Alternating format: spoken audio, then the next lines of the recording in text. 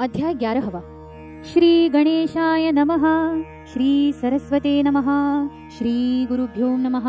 हे कौसल्यात्मज राम, शबरी के तुम मोक्ष धाम, सीतापति रघुराम, कुलभूषण दशरथ के त्राटिका उद्धारी आपने, शीला रूप अहिल्या को सजीव करने अवतार लिया रावण उद्धारने, विभीषण को राजा बनाया।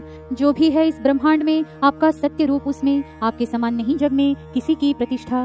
आप वृंदावन के गिरधर, गोरक्षा करे ग्वालों के घर, पांडवों के सहकारी बनकर कौरवों का नाश किया। आप परमात्मा शेषशाही, क्षीर सिंधु के जमाई, विदुर की दलिया खाई मिष्ठान्न छोड़कर। जो भी आपकी शरण आया उसने अपना उद्धार पाया, ऊंच नीच का भेद मिटाया गोकुल में। मिलते आपको स्वार्थी, उन्हीं में मैं एक अथार्थी, जनहित हेतु हुआ स्वार्थी, काव्य शक्ति दे मुझे। यही बात जानकर इस दास नरेंद्र को दान कर, सामर्थ्य एवं बुद्धि प्रदान कर, लीलामृत ग्रंथ रचना हेतु। पिछले अध्याय में कथन किया तारकासुर उन्मत्त हुआ, देवताओं को परेशान किया, वध हुआ कार्तिकेय द्वारा।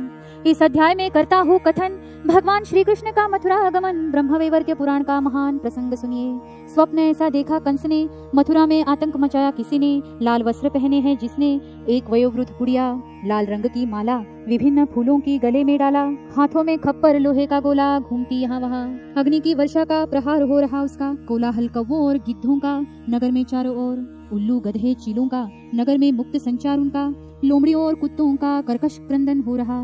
यह स्वप्न कहा दरबार में, पुरोहित सत्य सलाह दे उसमें, कोई भय न रखे मन में, मैं उपाय करता हूँ। इन संकटों का नाश करे, हम सभी बल प्राप्त करे, उत्तम फल जो प्रदान करे, ऐसे यज्ञ हम करे। यह यज्ञ धनुर्मुख नाम का, नाश करे जरा मृत्यु का, विजय संपादन करना ही जिसका मुख्य उद्देश्य है। पूर्व में किया था यज्ञ को नंदी, परशुराम और मल्ला ने इसको, प्राप्त हुई शिव कृपा सबको यज्ञ के फल स्वरूप। यज्ञ में बुलाकर दुश्मन को कपट से भेजेंगे यमपुरी को, सहायता करनी होगी शिव जी को यज्ञाहुति के कारण। कंस कहे पुरोहित से, जिसने जन्म लिया वासुदेव से, मुझे अत्यंत कष्ट है उससे, वो है मेरा ही भांजा। वध किया मेरी बहन का, पुतना था नाम जिसका, शक्टासुर तृणासुर का वध भी उसी ने किया।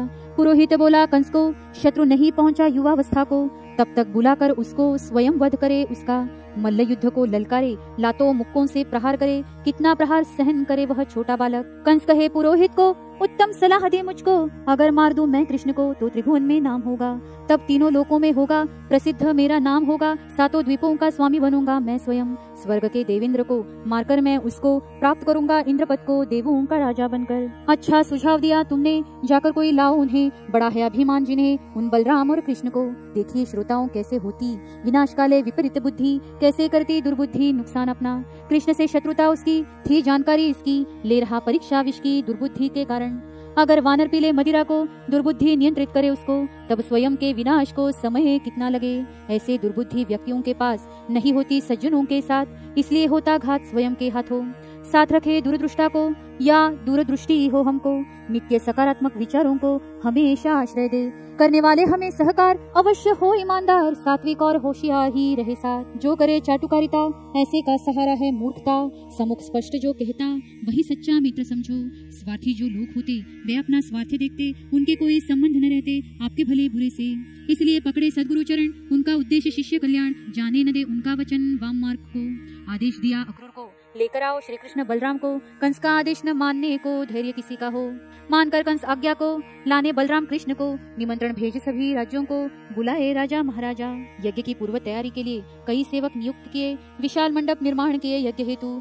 सामग्री आई यज्ञ की, भीड़ लगी यादनियों की, अनेक राज्यों के निमंत्रितों की मथुरा नगरी में। योग्यता अनुसार सबको भोजन और निवास मिले उनको, दास दासिया लगे सेवा को कंस आज्ञा से। मथुरा नगरी सजी ऐसे, नववधु का श्रृंगार जैसे, फूलों पताओं का अंबार ऐसे, मानो स्वर्ग हो उतरा। सत्यक ने खोज लिया, शुभ दिन तय किया, उसी दिन आरंभ किया यज्ञ शुभ मुहूर्त पर। गोकुल पहुँचे अक्रूर जैसे, जाकर मिले नंद से, यज्ञ का निमंत्रण है मथुरा से, बलराम कृष्ण और आपको। कंस का आमंत्रण दिया उनको, जल्दी चलिए कहा सबको, वरना देर होगी पहुँचने को यज्ञ समारोह में। अक्रूर आए मथुरा से, ले जाने कृष्ण को गोकुल से। सुनकर समाचार को ऐसे गोप गोपियाँ रोने लगे, न जाने देंगे उस ओर, कृष्ण हमारा चित चोर, उस दुष्ट कंस की और कुछ भी हो। गोपिया कहे अक्रूर से, चाहे रथ ले जाओ हम पर से, कृष्ण न जाएगा गोकुल से वो हमारा प्राण सखा। कृष्ण अगर गए गोकुल से, समझे प्राण गए हमारे शरीर से, हमारा जीवन ही है कृष्ण से उसी को अर्पित, उसके बगैर हमको हमारे बगैर उसको न लगेगा जी एक क्षण को। हे कंसदूत तुमसे है प्रार्थना, कृपया लौट जाइए ना, इस तरह प्राण न लेना कृष्ण रूपी। अक्रूर ने सांत्वना की उनकी, बलराम कृष्ण के जिम्मेदारी की, आप चिंता न करे उसकी मैं लेता हूँ। रिक्त हाथों से मैं जाऊं अगर, कंस करेगा मेरा वध उधर, ऐसे ही उसके क्रोध के पात्र बनेंगे सारे गोकुलवासी। इसलिए विनती है आपसे, आज्ञा दो सर्वसम्मति से। तब नंद कहे गोकुलवासियों से, मैं साथ ले जाता हूँ। देखे क्या घटती है घटना, कुछ लोग साथ में चलना, कभी तो था समक्ष आना, ऐसा हमेशा विचारा था। प्रसंग आया स्वयं चलकर, चिंता हमारी करेंगे ईश्वर, आप सभी निश्चिंत होकर दीजिए अनुमति हमें। फिर न चले गोपी गोपियों की अनुमति दी जाने की, सकुशल पहुँचने की सूचना तत्काल देने कहा।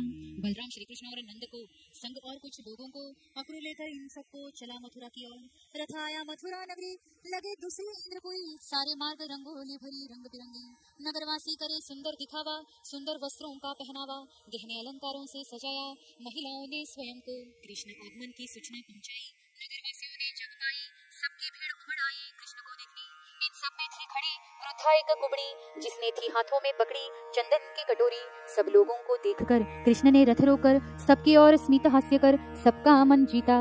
कुबड़ी बुढ़िया ने आगे आकर चंदन कटोरी हाथ में लेकर श्री कृष्ण को देखकर वंदन किया। कटोरी का चंदन लगाया प्रभु के बदन, सेवा करे मन ही मन श्रद्धा से। उसके मन का भाव जानकर कृपा दृष्टि से उसे देखकर मंद स्मित कर रखा हाथ उसके सिर पर। तब आश्चर्य ऐसा हुआ, कुबड़ उसका अदृश्य हुआ, बुढ़ापा भी दूर हुआ, दिखने लगी सुंदर युवती। यहाँ आएगी शंका मन में, ऐसा क्यों हुआ उस क्षण में, वह क्या थी पिछले जीवन में वह सुनिए। पहले राम अवतार में थी, तब कैकेयी की दासी थी, मंथरा नाम से प्रसिद्ध थी अयोध्या में। मंथरा के चुगलियों के कारण कैकेयी ने राम को भेजा वन, प्रभु राम के वनवास का कारण इसके दुर्गुण। तब लक्ष्मण ने शाप देकर कहा, कुबड़ निकलेगा शरीर पर, कंस के राज्य में जाकर जन्म लेगी। जब उस शाप मांगा उसने, तब कहा लक्ष्मण ने, कृष्ण पहली बार जब आएंगे मथुरा में, तब चंदन लगाना अंग को, तब भगवान प्रसन्न होकर कृपा दृष्टि डालेंगे तुझ पर, तब शाप मुक्त होकर पाएगी स्वरूप पहला।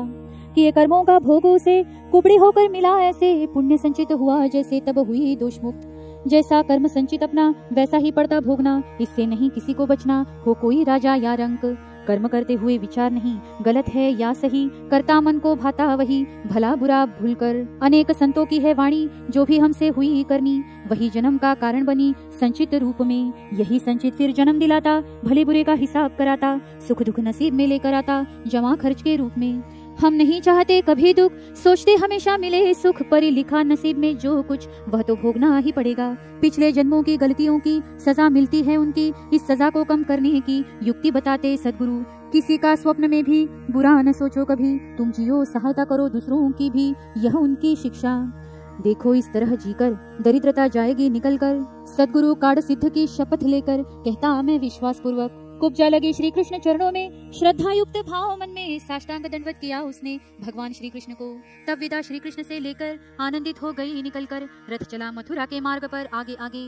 मिले आगे और लोगों से दर्शन हुए सबको नजदीक से, प्रसाद बांटा सभी ने प्रसन्नता से। श्री कृष्ण भेंट होने पर धीरे धीरे रथ पहुंचा राजमहल पर। अक्रूर ने कहा कंस को जाकर, कहाँ रोकूं बलराम कृष्ण को लेकर, रात्रि हो चुकी। घर था एक जुना पुराना, वही था रात्रि निवास करना। कंस आदेश को माना सभी गोकुलवासियों ने, कृष्ण बलराम भी उसी निवास में रहे नंद और ग्वालों के साथ में। दूसरे दिन प्रातः काल में निमंत्रण आया कंस का, यज्ञ स्थान पर प्रस्थान को।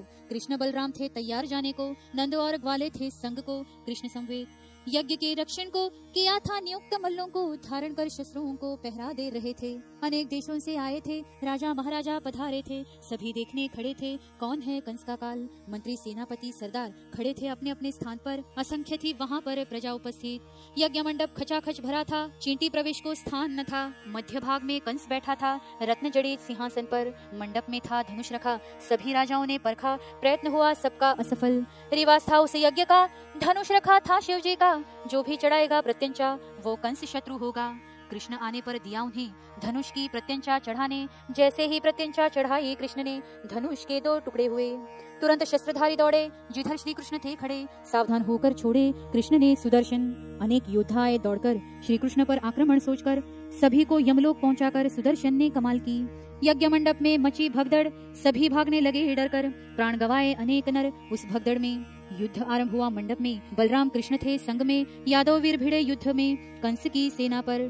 कंस की सेना को परास्त कर श्री कृष्ण ने मचाया हाहाकार, भागा यह देखकर मथुरा का राजा कंस। श्री कृष्ण भी गए दौड़कर, कंस को पकड़कर चित किया जमीन पर कंस मामा को। कंस ने देखा विरोध कर, होश उड़ गए डर कर, सगा मामा हूँ मैं दया कर, कहे कंस न मार मुझे। कृष्ण कहे सूझा तुम्हें जब प्राण जाने को आए, 6 हत्याएं करते हुए नहीं स्मरण रहा यह। अरे दुष्ट न कर दुराग्रह, पितामह को डाला कारागृह, माता पिता को भी रखा कारागृह, तब नहीं रिश्ते याद आए। गो ब्राह्मणों को त्रस्त किया, गोकुल मेरा भ्रष्ट किया, इस्तेमाल तेरा बल किया यज्ञ नष्ट करने हेतु। भोग अपने कर्मों के फल, मुष्टि प्रहार किया सबल, छाती पर कंस के प्रबल, रक्त उगल प्राण निकले। स्वर्ग से पुष्प वर्षा हुई, देवी देवताओं को प्रसन्नता हुई, गो ब्राह्मणों की मुक्ति हुई कंस के भय से। माता पिता को मुक्त किया, मामियों को समझाया, शूरसेन को मथुरा राज्य दिया जो थे सगे पितामह। देव की वसुदेव को आनंद हुआ, अपने पुत्र से मिलन हुआ, अनेक वर्षों के बाद प्राप्त हुआ योग इस आनंद का। मथुरा में आरंभ हुआ धर्म का, शुरू हुआ राज्य शूरसेन का, सारी प्रजा ने मुक्ति का श्वास छोड़ा। तुरंत न जाए भगवन, इच्छा व्यक्त करे शूरसेन, करवा ले उपनयन विद्याभ्यास हेतु। देवकी वसुदेव ने भी वही किया, नंद बलराम कृष्ण से आग्रह किया, रुकने हेतु बाध्य किया मथुरा में। भगवान बोले उद्धव से, जाइए गोकुल तत्परता से, यशोदा माता गोप गोपियों से कुशलता हमारी कहिए। वे सभी होंगे व्याकुल, मैं हूँ या नहीं सकुशल, मैं भी हूँ बेकल उनसे मिलने हेतु। उद्धव जाओ आप वायुवेग से, कुशलता मेरी कहो उनसे, उनकी कुशलता लाइए वहाँ से तुरंत मेरे पास। वायुवेग से उद्धव आए, जैसे ही गोकुल में प्रवेश पाए, खुशी से फूले न समाये सभी गोपियां। रथ पहुंचा द्वार पर, यशोदा मैया के घर पर, भीड़ हुई इकट्ठी वहाँ पर सारे गोप गोपियों की। सभी पूछे हमारा कान्हा कैसा है कहो ना, समय पर मिलता है ना खाना पीना, तबीयत उसकी कैसी है, धष्ट पुष्टिया कमजोर है, चिंता चारों और है हम सबके मन में। सभी गोपियां राधा के संग में, अश्रु भरकर आंखों में, राह देखती उत्सुकता में उद्धव के उत्तर की। सबका ऐसा भाव देखकर उद्धव मन में सोचे रुककर, देखो इनकी परीक्षा लेकर, यह सोचकर कहने लगे। कृष्ण को आया है बुखार, किए कई औषध उपचार, फिर भी नहीं उतरे बुखार, इसलिए आया हूँ यहाँ। राधा और सब ये सुनकर स्तब्ध हो गए, यह जानकर असहनीय है यह खबर कृष्ण संबंध में। राधा कहे कहो हमें औषधि क्या चाहिए उन्हें, लाकर देंगे हम तुम्हें कहीं से भी। उद्धव कहे औषधि उसे लाने नहीं जाना दूर किसे, आसान है किंतु कठिन मुझे प्रतीत होती। कारण ऐसा है उसको, पैरों तले की मिट्टी को लगाएंगे मस्तक पर उसको, तब ताप उतरेगा। मिट्टी होगी जिसके पैरों तले की, उसे राह पकड़नी होगी नर्क की, कठिन यम यातना से उसकी दुर्दशा होगी। राधा ने तुरंत उठाकर अपनी साड़ी का पल्लू उफाड़कर अपने पैरों तले की मिट्टी उठाकर एक गठरी बनाई। उद्धव देखे एकाग्र होकर, संतोष था राधा के मुख पर, कृष्ण ठीक हो बस इतनी ही भर थी इच्छा राधा की। नरक का डर ना था उसको, राहत मिले श्री कृष्ण को, न गिनना फिर पाप पुण्य को जो आएगा नसीब में। श्रोताओं देखिए श्रद्धा उनमें थी कितनी गोप गोपियों के मन में, यम यातना का भी भय जिसमें नहीं था राधा को। इसलिए आज त्रिभुवन पर है, इसलिए आज त्रिभुवन पर है सभी के मुख पर, राधा कृष्ण कहकर भजते सारे जीव। ऐसी श्रद्धा के लिए प्रेम चाहिए, प्रेम के लिए निस्वार्थ मन चाहिए, तभी प्रेम को अंकुरित पाइए मन से। अपना प्रेम दिए बिना ईश्वर का प्रेम हमें मिले ना, यह निस्सीम भाव बिना संभव नहीं।